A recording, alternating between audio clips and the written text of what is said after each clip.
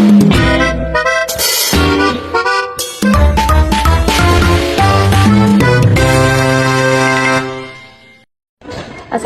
warahmatullahi wabarakatuh. Selamat siang dan salam sehat untuk kita semua. Yang terhormat dosen pengampu mata kuliah Biostatistik Gizi, Bapak Andi Muhammad Zulkifli, SKM, MKes, dan teman-teman sekalian.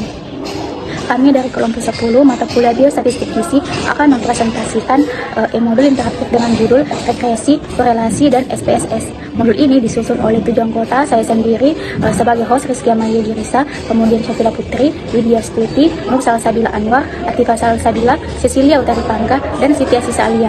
Dalam presentasi kali ini, kami akan menjelaskan konsep regresi dan korelasi, asumsi statistik, cara analisis menggunakan SPSS, studi kasus di bidang gizi, serta latihan soal. Baik, langsung saja, saya persilahkan rekan saya, Windy Astuti, untuk memaparkan konsep regresi linear sederhana. Kepada saudari Windy, saya persilahkan. Terima kasih, saya akan menjelaskan konsep regresi linear sederhana. Nah, regresi adalah metode statistik yang digunakan untuk memprediksi pengaruh variabel bebas X terhadap variabel terikat Y, serta mengetahui bentuk hubungan antar keduanya. Nah, dalam penelitian gizi, regresi sering dipakai untuk menganalisis, contohnya pengaruh asupan energi terhadap berat badan. Nah, pada regresi linear sederhana, hanya ada satu variabel X dan satu Y. Bentuk persamaannya adalah Y sama dengan A ditambah B kali X, yang dimana Y sama dengan variabel terikat, X sama dengan variabel bebas, A sama dengan konstanta dengan nilai Y saat X sama dengan 0, B sama dengan koefisien regresi, atau besarnya perubahan Y setiap kenaikan X satu satuan. Nah, sebagai contoh di modul halaman 12 sampai 13, yaitu penelitian ingin mengetahui hubungan jam belajar X terhadap nilai Y. Nah, dari perhitungan manual diperoleh persamaan Y sama dengan 51,5 ditambah 4,25X, yang artinya setiap tambahan 1 jam belajar akan meningkatkan nilai ujian sebesar 4,25 poin. Nah, ini menunjukkan hubungan positif. Nah, dalam konteks gizi, misalnya kita ingin memprediksi kadar kolesterol total Y berdasarkan asupan serat X. Nah, jika hasil regresi menghasilkan Y sama dengan 238,9 dikurang 2,25X, maka setiap kenaikan 1 gram serat akan menurunkan kolesterol sebesar 2,25 mg per desiliter. Nah, nilai negatif menunjukkan hubungan perlawanan arah. Materi selanjutnya akan dijelaskan oleh rekan saya. Oke, baik. Terima kasih untuk pemateri sebelumnya. Di sini saya akan menjelaskan pengertian korelasi Pearson dan Spearman. Nah, korelasi merupakan teknik statistik yang digunakan untuk mengetahui tingkat keeratan hubungan antara dua variabel atau lebih, di mana nilai korelasi ini berada pada rentang -1 sampai dengan +1. Nilai positif menunjukkan hubungan yang searah, sedangkan nilai negatif menunjukkan hubungan yang berlawanan arah. Oke, selanjutnya saya akan menjelaskan korelasi Pearson. Nah, apa itu korelasi Pearson? Korelasi Pearson ini digunakan untuk data numerik yang berdistribusi normal dan memiliki hubungan linear. Nah, analisis ini digunakan untuk mengetahui kekuatan hubungan antara dua variabel interval atau rasio. Nah, rumus korelasi ini yaitu R sama dengan N dikali sigma XY dikurangi sigma X dikali sigma Y per akar dari N dikali sigma X yang dikuadratkan dikurangi sigma X dikuadratkan dikali N dikali sigma Y kuadrat dikurang sigma Y yang dikuadratkan. Nah, di mana R itu koefisien korelasi, X dan Y itu variabel yang dianalisis, serta N jumlah sampel. Nah, selanjutnya itu ada korelasi Spearman. Apa itu korelasi Spearman? Korelasi Spearman ini digunakan untuk data ordinal atau data yang tidak memenuhi asumsi normalitas. Nah, korelasi ini menilai hubungan berdasarkan peringkat atau ranking data. Nah, analisis Spearman ini sering digunakan apabila penelitian tidak terdistribusi normal atau berbentuk kategori yang berjenjang. Nah, rumus korelasi Spearman ini RS sama dengan 1 dikurangi 6 dikali sigma D kuadrat per N dikali N kuadrat dikurangi 1. Di mana RS itu koefisien korelasi Spearman, D itu selisih peringkat, dan N itu jumlah sampel. Oke, baik, selanjutnya saya akan menjelaskan tabel interpretasi nilai R kuadrat. Nah, di mana nilai R kuadrat 0,0 sampai 0,19 itu dikategorikan sangat lemah dengan interpretasi hampir tidak ada hubungan. 0,20 sampai 0,39 itu kategori lemah dengan interpretasi hubungan lemah. 0,40 sampai 0,59 dikategorikan sedang dengan interpretasi hubungan cukup berarti. 0,60 sampai 0,79 dikategorikan kuat, interpretasi hubungan kuat. Dan yang terakhir itu 0,80 sampai 1,00 kategori sangat kuat, interpretasi hubungan sangat kuat. Oke, sekian materi dari saya serahkan ke pemateri selanjutnya. Terima kasih kepada pemateri sebelumnya. Sekarang saya akan masuk pada bagian asumsi regresi linear. Nah, berdasarkan tabel ringkasan modul halaman 5, ada 6 asumsi wajib agar model regresi valid, yaitu linearitas, normalitas residual, homoskedastisitas, non-autokorelasi, non-multikolinaritas, dan independensi observasi. Namun, fokus utama kita adalah 3 asumsi mendasar. Yang pertama, linearitas untuk melihat pola hubungan data yang diuji dengan scatter plot.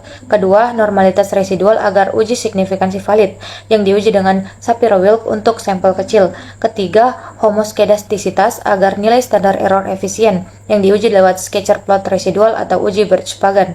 Selanjutnya pada slide kelima, kita membahas koefisien determinasi atau R-square. Berdasarkan modul halaman 5 dan 6, R-square menunjukkan proporsi variasi variabel dependen Y yang mampu dijelaskan oleh variabel independen X. Nilainya berkisar antara 0 sampai 1. Contohnya pada modul halaman 6, nilai R-square sebesar 0,54 yang berarti 54% variasi kadar gula puasa penderita diabetes tipe 2 dijelaskan oleh durasi tidur, sedangkan 46% sisanya dipengaruhi oleh faktor luar seperti asupan karbohidrat dan tingkat stres.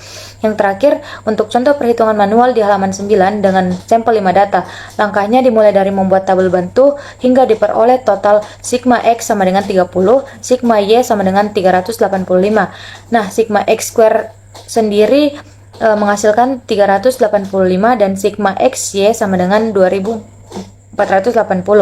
Melalui substitusi rumus di modul, pada langkah kedua kita mendapatkan nilai kemiringan atau B sebesar 4,25. Kemudian di langkah ketiga, nilai tersebut dimasukkan untuk mencari konstanta A, sehingga diperoleh nilai A sebesar 51,5. Sekian dari saya, selanjutkan kepada pemateri berikutnya. Baik, selanjutnya saya akan memaparkan langkah-langkah menggunakan aplikasi SPSS. Nah, untuk langkah yang pertama itu menginput data di variabel view. Untuk namanya dia X dan juga Y. Untuk labelnya dia, kita sesuaikan saja nama datanya sesuai dengan kebutuhan kita. Nah, kemudian jangan lupa juga untuk menginput data di data view. Langkah pertama, kita klik menu analis yang ada di bagian atas. Setelah itu, arahkan kursor di bawah lalu pilih correlate lalu klik yang different. Nah, nanti akan muncul kotak dialek baru. Langkah kedua, kita pindahkan kedua variabel yang mau kita uji dari kotak sebelah kiri ke kotak sebelah kanan, yaitu kotak variabel. Caranya tinggal klik variabelnya, lalu klik tanda panah yang ke kanan. Terakhir, pastikan di bawah itu pilih person, sudah tercentang. Kalau sudah, kita tinggal klik OK. Nah, bagian regresi. Selanjutnya, pada uji yang kedua, yaitu regresi linear. Langkah-langkahnya itu, untuk langkah pertama, kita kembali untuk klik menu analis di bagian atas, tapi kali ini kita pilihnya yang regression. Lalu klik linear. Nanti akan muncul kotak dialog lagi. Di sini kita harus hati-hati, jangan sampai terbalik memasukkan variabelnya. Masukkan variabel terikat atau variabel yang dipengaruhi di dalam kotak dependen di bagian atas. Lalu masukkan variabel bebas atau variabel yang mempengaruhi ke dalam kotak independen di bagian bawahnya. Setelah masing-masing sudah berada di kotaknya itu, langkah terakhir kita tinggal klik OK. Nah, setelah kita klik OK, nanti akan keluar lembar output SPSS-nya. Uji korelasi akan menghasilkan tabel correlation, sedangkan uji regresi akan menghasilkan beberapa tabel seperti model Sumari, ANOVA, dan Convection yang nanti kita akan sama-sama menginterpretasikan nilainya sesuai dengan kebutuhan teman-teman sekalian. Itu saja dari saya kembalikan kepada pemateri selanjutnya. Pada pembahasan studi kasus, kami mengambil studi kasus untuk diteliti pada contoh penelitian bidang kesehatan dan gizi. Jadi, studi kasus yang kami pilih untuk diteliti ini memiliki judul Hubungan Asupan Serat dengan Kadar Kolesterol Total pada Orang Dewasa dengan latar belakang Saya akan mempersingkat latar belakangnya. Jadi, kolesterol tinggi merupakan salah satu faktor risiko penyakit jantung dan pembuluh darah, serta serat larut air diketahui mampu membantu menurunkan kadar kolesterol. Dengan tujuan penelitian berfungsi untuk mengetahui hubungan antara asupan serat dengan kadar kolesterol total pada orang dewasa. Dari judul penelitian, latar belakang, tujuan penelitian dapat diketahui pula variabel penelitiannya. Yang pertama, variabel X atau biasa disebut variabel bebas atau variabel independen, yaitu asupan serat dengan satuan gram per hari. Variabel yang kedua yaitu variabel Y atau biasa disebut dengan variabel terikat atau variabel dependen, yaitu kadar kolesterol total dengan satuan miligram per desiliter. Jadi dapat ditarik kesimpulan bahwa pada studi kasus yang akan saya bahas ini memiliki dua variabel. Yang pertama variabel X, yang menjadi variabel X-nya yaitu asupan serat, dan yang menjadi variabel Y-nya yaitu kadar kolesterol total. Pada penjelasan analisis korelasinya, penelitian ini menggunakan uji korelasi Pearson karena ingin mengetahui hubungan antara dua variabel numerik yaitu asupan serat dan kadar kolesterol. Interpretasi hasilnya nilai R. Sebelumnya nilai R merupakan koefisien korelasi yaitu minus 0,65 yang menunjukkan hubungan negatif yang cukup kuat. Jadi karena dikatakan hubungan negatif maka tanda negatif berarti hubungannya berlawanan arah. Yang kedua, nilai P. Nilai P itu adalah nilai yang menentukan apakah termasuk signifikan atau tidak signifikan dengan jumlahnya kurang dari 0,05. Karena nilai P-nya kurang dari 0,65 berarti menunjukkan hubungan tersebut signifikan secara statistik. Nah, pada studi kasus ini, metode penelitian yang digunakan ada 3. Yang pertama, desain penelitian yaitu cross-seksional. Yang kedua, subjek penelitian dengan total 50 orang dewasa dengan usia 20 hingga 50 tahun. Dan yang ketiga, atau yang terakhir yaitu pengumpulan data. Dengan yang pertama, asupan serat diperoleh menggunakan metode vertikal 24 jam. Yang kedua, kadar kolesterol diukur melalui pemeriksaan darah. Dan yang terakhir, analisis data dengan uji korelasi Pearson. Selanjutnya, hasil penelitian. Jadi, hasil analisis menunjukkan bahwa terdapat hubungan negatif antara asupan serat dan kadar kolesterol total dengan nilai R atau korelasi koefisien dengan minus 0,65 dan nilai P kurang dari 0,05. Artinya, semakin tinggi asupan serat seseorang, maka kadar kolesterol total cenderung semakin rendah.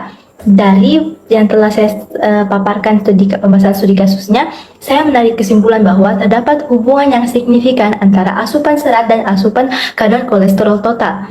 Jadi semakin tinggi konsumsi serat, maka kadar kolesterol total juga cenderung lebih rendah atau semakin rendah. Terima kasih, saya serahkan ke pemateri berikutnya.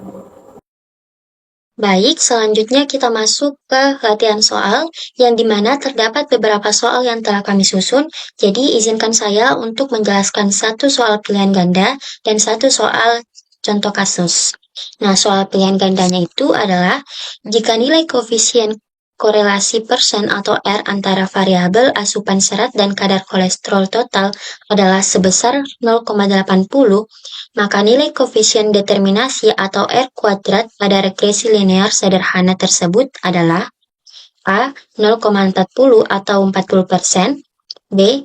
0,64 atau 64%, C. 0,80 atau 80%, dan D.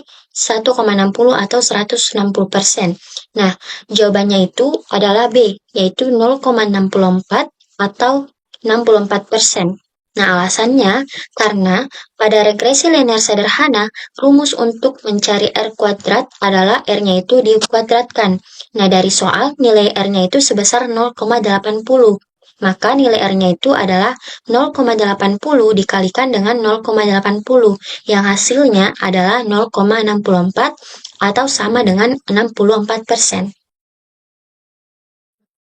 Selanjutnya, kita masuk ke soal contoh kasus. Soalnya itu, hubungan durasi tidur dan kadar gula darah puasa seorang mahasiswa gizi melakukan studi regresi linear sederhana untuk meneliti pengaruh durasi tidur harian atau X dalam jam terhadap kadar gula darah puasa atau Y dalam miligram per desiliter pada 50 pasien diabetes tipe 2. Nah, dari hasil output pengolahan data menggunakan SPSS, diperoleh nilai koefisien determinasi atau R kuadrat sebesar 0,54 dengan persamaan garis regresi Y sama dengan 140 dikurang 5,2X. Nah, pertanyaan analisisnya, berikan interpretasi secara lengkap mengenai nilai koefisien determinasi atau R kuadrat sama dengan 0,54 dalam konteks penilaian gizi. Nah, jawabannya, nilai R kuadrat 0,54 berarti durasi tidur mampu menjelaskan 54% perubahan kadar gula darah puasa pada pasien diabetes tipe 2. Nah, sedangkan 46% sisanya itu dipengaruhi faktor lain seperti pola makan, faktor stres, dan kepatuhan minum obat. Kemudian, dari persamaan regresinya, Y sama dengan 140 dikurang 5,2X, yang dimana X ini adalah simbol yang mewakili durasi tidur dalam jam. Maknanya, setiap penambahan 1 jam durasi tidur, kadar gula darah puasa juga akan turun sebesar 5,2 mg per desiliter. Artinya, semakin lama tidur, semakin turun gula darahnya. Baik, terima kasih. Saya serahkan ke moderator. Baik teman-teman, demikianlah presentasi dari kelompok kami mengenai regresi, korelasi, dan SPSS. Kami mengucapkan terima kasih atas perhatian dan partisipasi teman-teman selama presentasi berlangsung. Mohon maaf apabila terdapat kesalahan dalam penyampaian materi maupun jawaban yang kami berikan. Saya selaku host pamit undur diri. Wassalamualaikum warahmatullahi wabarakatuh.